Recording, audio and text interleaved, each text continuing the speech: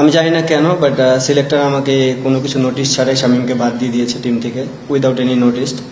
ইনসাল্টিংয়ের জায়গা বলবো না, আমার মনে হয় কোচ এবং ক্যাপ্টেনের জানা উচিত। আমি এখানেও চাই যে আমরা প্লেয়াররা টাফ সিচুয়েশনে পড়বো, বাট টাফ সিচুয়েশনে পড়ার পর যে জিনিসটা হয়েছে লাস্ট সিরিজে আমরা জিততে পারিনি, বাট এবার চেষ্টা করবো যেন ওখান থেকে টাফ থেকে বের হয়ে যেন ম্যাচগুলো উইন করতে পারি।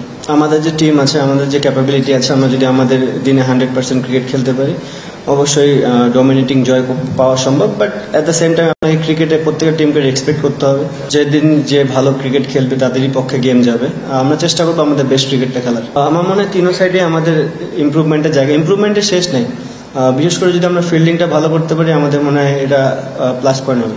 আমি খুব একটা ওয়ারিড না মিডল অর্ডার নিয়ে। অবশ্যই আমাদের প্লেয়াররা লাস্ট দু একটা সিরিজে আমরা আশাস্বরূপ পারফরমেন্স করতে পারিনি মিডল অর্ডাররা, বাট তারা সবাই প্রুভেন স্টিল। আমার মনে হয় ক্রিকেটিংয়ে কিছু কিছু সিরিজ যায়, দু একটা প্লেয়ারের যে খারাপ যায়, তারা আবার বাউন্স ব্যাক করবে এবং আমি হোপফুলি যে তারা এই সিরিজে ঘুরে দাঁড়াবে সবাই।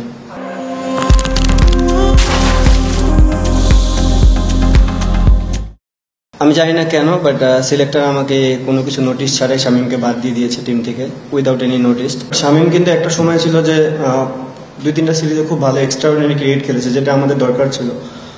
সেখান থেকে যদি শামীম বাদ পড়ে, এটা শামীমের জন্য হতাশাজনক। অ্যাজ এ ক্যাপ্টেন আমি সরি ছাড়া আর কিছুই বলতে পারবো না তাকে, কারণ আমি এক্সপেক্ট করি না কখনোই আমাকে 15টা প্লেয়ারই প্রতিদিন পারফর্ম করে দিবে।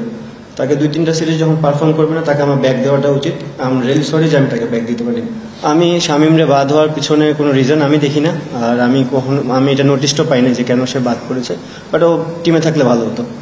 আমাকে টোটালি বলা হয়েছে সিলেক্টর প্যানেল থেকে এবং বোর্ড থেকে যে আমাকে যে টিমটা দেওয়া হবে আমাকে সেই টিমটা নিয়ে কাজ করতে হবে।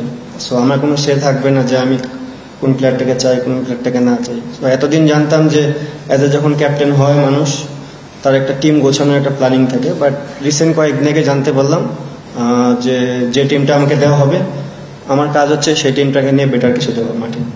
ইনসাল্টিংয়ের জায়গা বলবো না, আমার মনে হয় কোচ এবং ক্যাপ্টেনের জানা উচিত। সে জায়গা থেকে আমরা কিছুই জানি না। যদি ওয়ার্ল্ড কাপেও সেম জিনিস ঘটে, আমাকে যে টিমটা দেওয়া হবে আমি সেই টিমটা নিয়ে চেষ্টা করবো 11 খেলানো। দেখা যাক এখন যে প্লেয়ারগুলো আমাদের টিমে আছেন এখানে, তারাই এই মুহূর্তে বেস্ট, এবং আমি বিলিভ করি যে কেউ বাংলাদেশ টিমে আসবে তারা বেস্ট হয়ে দেখেই এখানে আসছে, তারা ডেলিভার করার চেষ্টা করবে।